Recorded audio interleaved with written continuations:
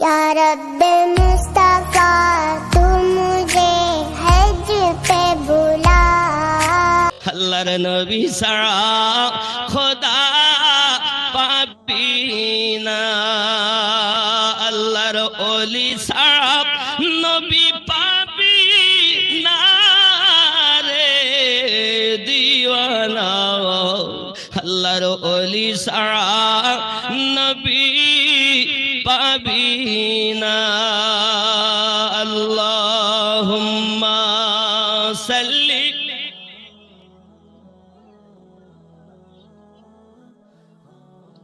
ওয়ালা আলি সাইয়্যিদিনা। ইমামে আজম যখন ফানাফিল্লাতে পৌঁছালেন, ফানাফিল্লাতে পৌঁছানোর পর আল্লাহ দেখার দাবি করেছেন।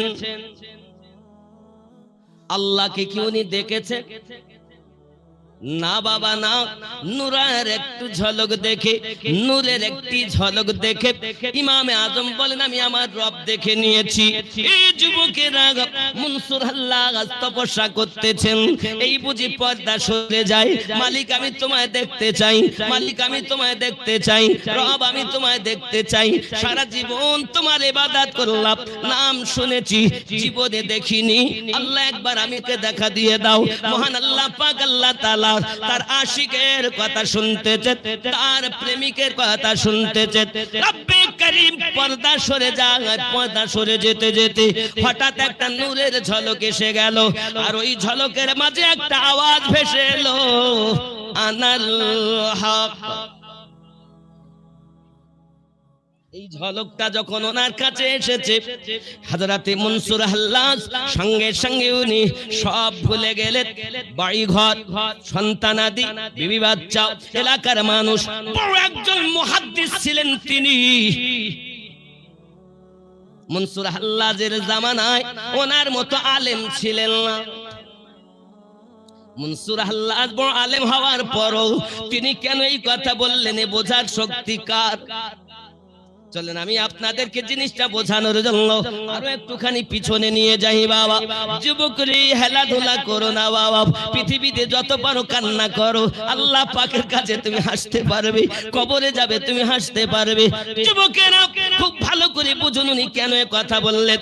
আমাদের বড় পীর আব্দুল কাদের জিলানী গিলানী রাদিয়াল্লাহু তাআলা আনহু ছোট্টবেলায় রাস্তায় চলতেছেন বাবা, এমন সময় আসমানি একটা আওয়াজ আসতেছে, আয় আব্দুল কাদের, তুমি মেহবুব হবে না আশিক হবে, বড় হয়ে তুমি কি হবে একটু বলো। ওলির গোলামি কেন করব? আজ তো শুধু মৌলবীরা বলছে আমাকে ভালোবাসো, মৌলবীকে ভালোবাসো। এলে কত মৌলবী নেবেন, মিথ্যা কথা বলে। কত মৌলবী নেবেন, মসজিদে থাকতে থাকতে পরে মেয়ে নিয়ে চলে গেছে। কত মৌলবী নেবেন, শুক্রবারের দিন মসজিদে আসে, ডিউটি করে, শুক্রবার ছুটি মানে নামাজ পড়িয়ে চলে যায়, শনিবার জোহর অথবা রবিবারে জোহর এসে ধরে। আর হঠাৎ ফোন করছে কমিটির লোক, হুজুর কোথায় আছেন? তো বলছি বাহানা ধরিয়ে দিলে একটা, কি আমার বাচ্চার শরীর খারাপ, আমি যেতে পারি। নবীর ওয়ারিস কখনো মিথ্যা কথা বলে নাকি? হ্যাঁ, আলেমকে দেখলে নবী দেখা সওয়াব, সে আলেম কই এখন বিরল। সবাই স্টেজ উঠে বলে আমার মতো আর কেউ নাই, ঠিক কি না বলে? হযরতে আব্দুল কাদের জিলানী গিলানী রাদিয়াল্লাহু তাআলা আনহু তিনি আপনার বাড়িতে পৌঁছালেন, আম্মা জানকে ডেকে বলছেন, জননী একটু দয়া করে বলুন মা, আমি বড় হয়ে মেহবুব হব না আশিক হব? মা উম্মুল খায়র ফাতেমা সালামুল্লাহি আলাইহা বড় নেককারিনী মহিলা ছিলেন। আল্লাহ পাকের কোরআন 18 পারা তার মুখস্থ ছিল। জোরে বলুন, জিন্দেগিতে তাহাজ্জুদ নামাজ কাজা হয়নি। আর আমার মায়েদের যদি জিজ্ঞাসা করা হয় মা দুআয়ে কুনুতটা বলো, বলে জানি না।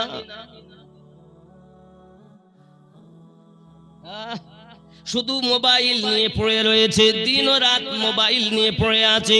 ওগো আমার জননী ভালো করে বুঝে দিন। উম্মুল খায়ের ফাতেমা বলতেছে, বাবা আব্দুল কাদের, ওই যে সম্মুখে যাও রাস্তার ধারে একজন মানুষকে পাবে, একজন পাগল পাবে, ও তার কাছে জিজ্ঞাসা করবে আমি বড় হয়ে আশিক হব না মেহবুব হব। হযরতে আব্দুল কাদের জিলানী গিলানী রাদিয়াল্লাহু তাআলা আনহু টুক টুক টুক টুক করে আপনার কিনা এগিয়ে গেলেন। দেখছেন নোংরা জায়গাতে একজন পাগল বসে রয়েছে। ওই পাগলের কাজ শুধু একটাই, আল্লাহু আল্লাহু আল্লাহু। গাউসে পাক বলছেন, এই মারদে কালান্দার, এই মারদে হক, বলুন আমি বড় হয়ে মেহবুব হব না আশিক হব? সে পাগল বলছে, কালকে আসবে তোমার প্রশ্নের উত্তর দেব। গাউসে পাক এখনো মাদ্রাসায় যাননি। উম্মুল খায়ের ফাতেমা 60 বছর বয়সে সন্তান জন্ম দিয়েছিলেন। আর গাউসে পাক যখন মাদ্রাসায় গিয়েছিলেন ওনার বয়স ছিল 18 বছর। এটাই তারিখ বলছে। মাদ্রাসায় যখন গিয়েছিলেন বাগদাদের 18 বছর বয়স ছিল। আর গাউসে পাকের আম্মা উম্মুল খায়ের ফাতেমা সন্তান জন্ম দিয়েছিলেন তখন ওনার বয়স ছিল 60 বছর। যখন মায়ের বয়স 78 তখন গাউসে পাক মাদ্রাসায় গেলেন। এই মাদ্রাসায় যাওয়ার আগের ঘটনা আমি যেটা বলছি। এখন পরের দিন সকাল বেলাতে উঠে গাউসে পাক গেলেন ওই জায়গাতে, গিয়ে দেখছেন মারদে কালান্দার নাই। আশপাশের লোকজন দেখে বলছে, হ্যাঁ গো এখানে যে ছিলেন সে পাগলটা কই? সে তো মারা গেছে, ইন্তেকাল করেছে। ইন্তেকাল করেছে? ইন্তেকাল তো কোথায় দাফন করেছে? কোথায় দাফন করেছেন? সঙ্গে সঙ্গে বলছে দাফন, তাকে দাফন করব? তাকে দাফন করিনি। ওই দেখো ময়দানে নোংরা জায়গাতে তাকে ফেলে এসেছি, দেখে এসো ওখানে। ওর মতো পাগলের আবার দাফন দাফন, হায় হায়। আব্বাজি আমার সোনা মানিকেরা, গাউসে আজম আব্দুল কাদের জিলানী গিলানী রাহমাতুল্লাহ আলাইহি তিনি আপনার করলেন কি, টুক টুক টুক টুক করে আগিয়ে গেলেন ময়দানের দিকে। যাইয়া দেখতেছেন সত্যি ময়দানে আপনার কিনা তার দেহকে কাকে আপনার শগুনে আপনার এমনি করে দেখা যায় চিল ঠুকে ঠুকে নুচে নুচে আপনার খাচ্ছে, এমনকি কুত্তাতে যাইয়া তাকে খাচ্ছে। এমন সময়তে আব্দুল কাদের জিলানী গিলানী হুজুর যখন নিকটে গেছেন তখন কাক চলে গেল, চিল চলে গেল, কুত্তা সরে গেল। এমন সময়তে গাউসে আজম বলছেন, আয় মারদে কালান্দার, আমার প্রশ্নের উত্তর দেবে বলে তুমি চলে গেলে, এ কেমন কথা? নুচি হুই লাশ, সেখান থেকে আওয়াজ আসছে, আব্দুল কাদের তোমার প্রশ্ন কি বলো? বলছে বলতে হবে, আমি আব্দুল কাদের বড় হয়ে মেহবুব হব না আশিক হব? মারদে কালান্দার আওয়াজ দিচ্ছে, লাশ থেকে আওয়াজ আসছে, আব্দুল কাদের তুমি যদি বড় হয়ে মেহবুব হয়ে যাও, লোক তোমাকে বড় ভালোবাসবে, লোক তোমাকে বড় সম্মান করবে, লোক তোমাকে বড় আদর করবে। যেমন বর বিবাহ করতে গেলে তার সমস্ত রকমের কথাগুলো শোনা হয়, তার সমস্ত অজুহাত পূর্ণ করা হয়।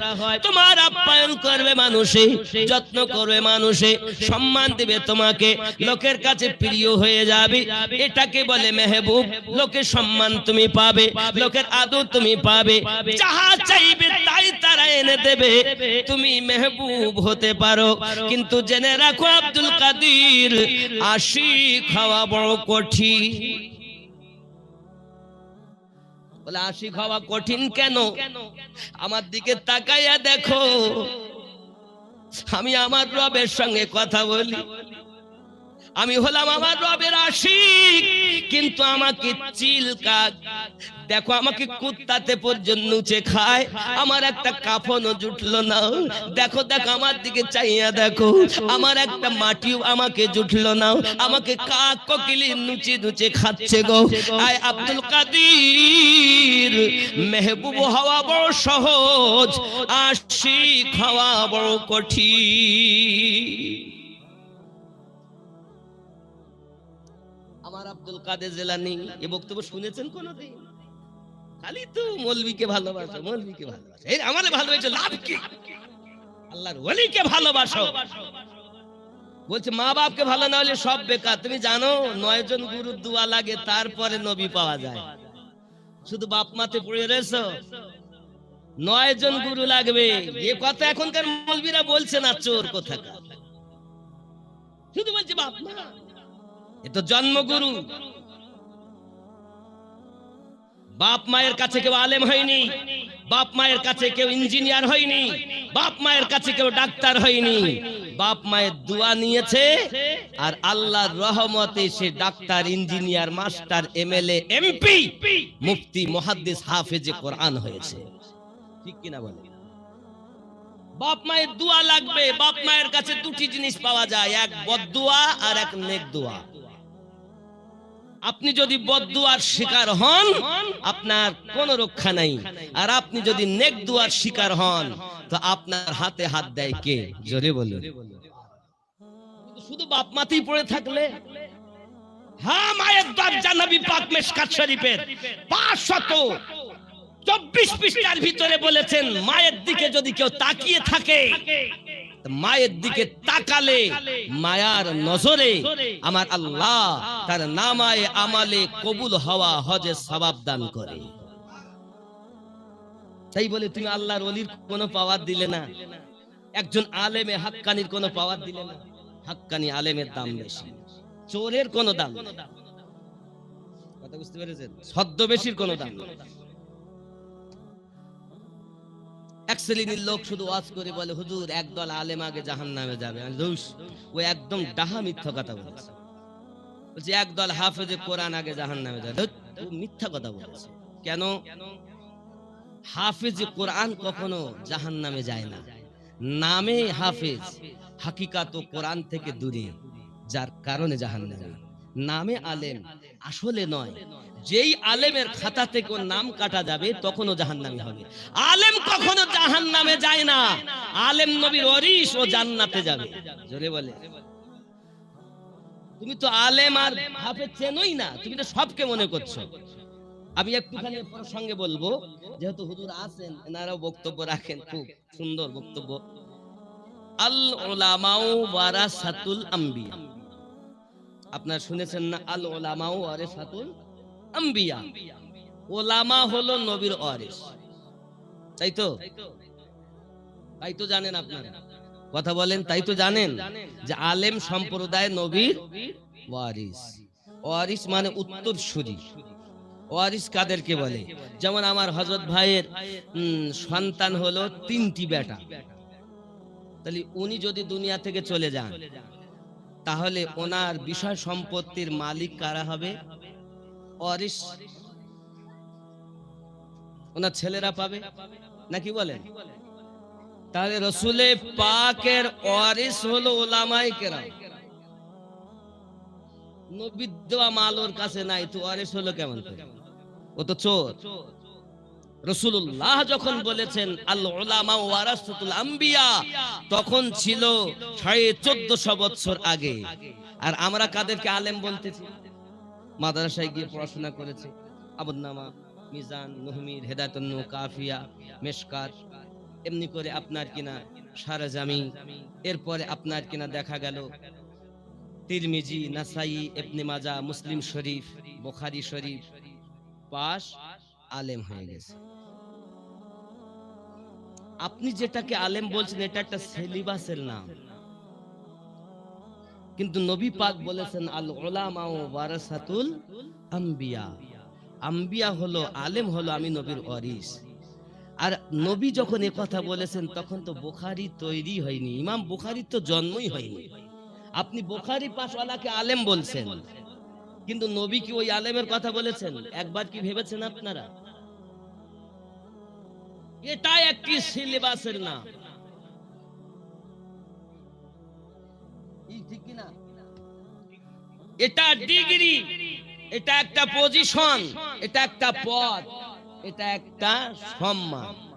যে বুখারী শরীফ পড়েছে এই একজন আলেমী হয়ে গেছে, এইবার এর কাজ হলো কাজ করা।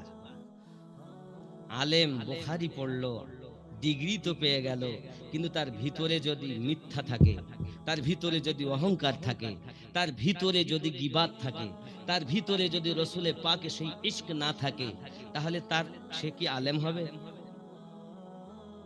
শুধু ডিগ্রি অর্জন করি রয়েছে, রসুলে পাকের সেই আসল জিনিস নাই, ওই ব্যক্তি জাহান্নামী। কিন্তু যে ব্যক্তি ডিগ্রি অর্জন করেনি, কিন্তু আপনি এমন কত নেবেন বুখারী পড়েননি তবু তারা আলেম, তাহলে এই বুখারী পাশ যদি আলেম হয় তাহলে তখন কি আলেম ছিলেন না?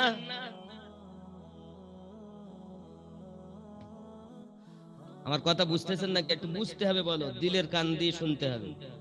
তাহলে আমার নবী যখন বলেছেন তখন কি আলেম ছিলেন না? না এখনই শুধু আলেম হচ্ছে? তখনও আলেম ছিলেন।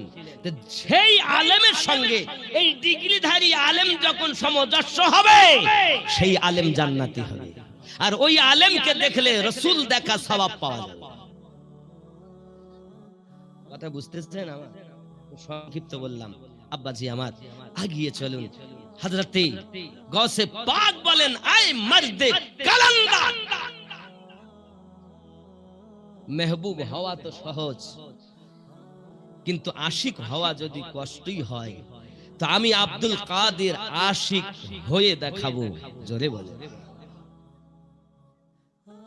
পাগলের কথা বলছেন, পাগল দেখে ঠাট্টা করবেন না। আপনি তাহা জানেনই না। এই একটি জেলা রক্ষাকারী আল্লাহ ওলি দিয়েছেন, একটি গ্রাম রক্ষাকারী আল্লাহ ওলি দিয়েছেন, একটি দেশ রক্ষাকারী আল্লাহ ওলি দিয়েছেন। তাম বিশ্বকে হেফাজত করার জন্য আল্লাহ তার ওলি বান্দাদেরকে দিয়ে রেখেছেন, যাদের সাদকাতে আমরা বেঁচে আছি। নইলে কবে ধ্বংস হয়ে যেতাম। আপনি তো আল্লাহওয়ালা বুঝতেই পারছেন না, কারণ আপনি চোর, তো সবকে চোর মনে করেছেন। এখন যদি জিজ্ঞাসা করা হয়, ভাই দুনিয়ার ভালো মানুষ আর আছে? দুনিয়া শেষ, আমরা বলি না? এই বলি কিনা? বলি কিনা? এখানেই যদি আমি জিজ্ঞাসা করি, বাবা দুনিয়া কেমন দেখো, তো দুনিয়ায় আর ভালো মানুষ, তার মানে কি? একটি হাদিস পড়ি, রাসূল পাক সাল্লাল্লাহু আলাইহি সাল্লাম সাহাবী রাসূলদের মাঝে বসে আছেন। এমন সময় প্রিয় রাসূল আসরের পর উনি জিজ্ঞাসা করছেন, দুনিয়াটা কেমন দেখলেন? একজন সাহাবী উঠে দাঁড়িয়েছেন, হুজুর দুনিয়া আধা ভালো আর আধা খালো। আমরা যখন বলি আর ভালো মানুষ পাইনি, ঠিক একই প্রশ্ন আবার কিছুক্ষণ পর রাসূল আমার আরেকজনকে জিজ্ঞাসা করছেন, আরেকজন সাহাবীকে, দুনিয়াটা কেমন দেখলেন?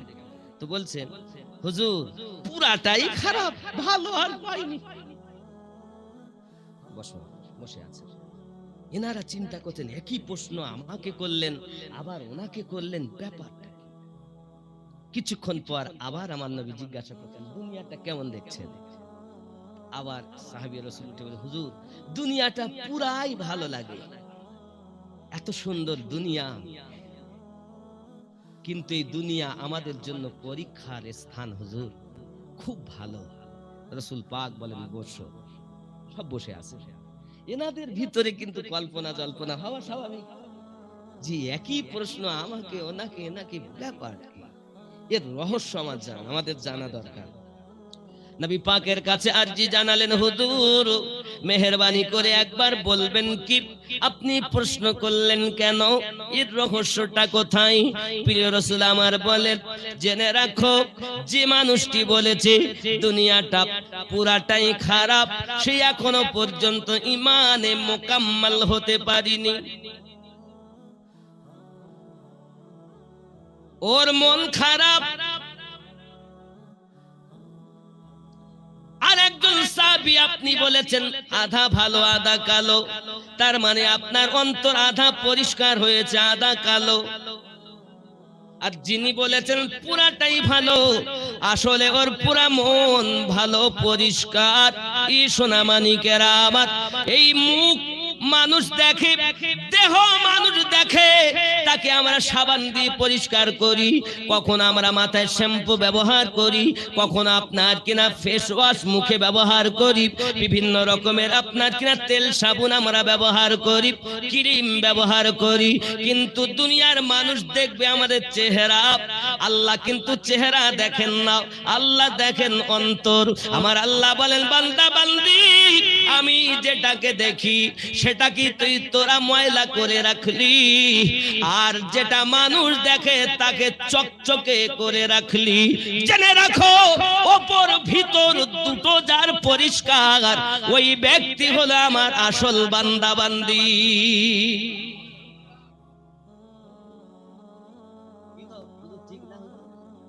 আমাদের ভিতরটা ভালো না, ভিতরটা দিয়ে ভালো।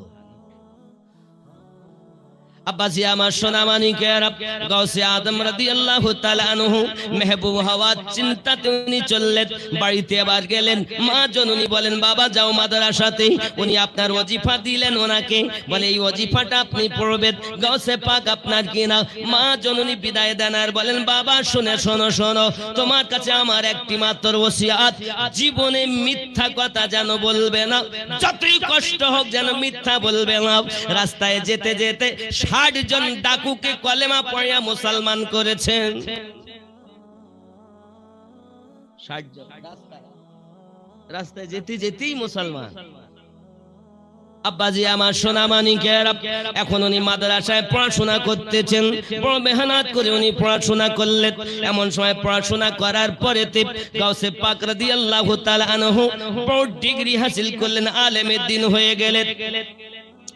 বাগদাদ মাদ্রাসা আপনার পড়াশোনা করে আলেম যখন হয়েছে, এবার গাউসে পাক বলেন আমার তো এখনো শেষ হয়নি, আমি ইলম শিক্ষা করেছি। হে বাবাজি আমার, কিতাব পড়লে তাকে পণ্ডিত বলে, পাণ্ডিত্য অর্জন এখনো হয়নি। পণ্ডিত আলাদা, পাণ্ডিত্য আলাদা, বিদ্যা আলাদা, বিদ্যান আলাদা। তুমি মিশকাত পড়ছো, নাসাই পড়ছো, তিরমিজি পড়ছো, মুসলিম শরীফ পড়ছো, বুখারী শরীফ পড়ছো, জ্ঞান অর্জন করেছো, পণ্ডিত হয়েছো। পাণ্ডিত্য আলাদা, ইনসান আলাদা, ইনসানিয়াত আলাদা, মানুষ আলাদা, মানুষ আলাদা, দর্শন স্পর্শন আকর্ষণ আলাদা আলাদা। যুবকরে, যে পণ্ডিতের ভিতরে পাণ্ডিত্য নাই তার ইলমের কোনো দাম নাই।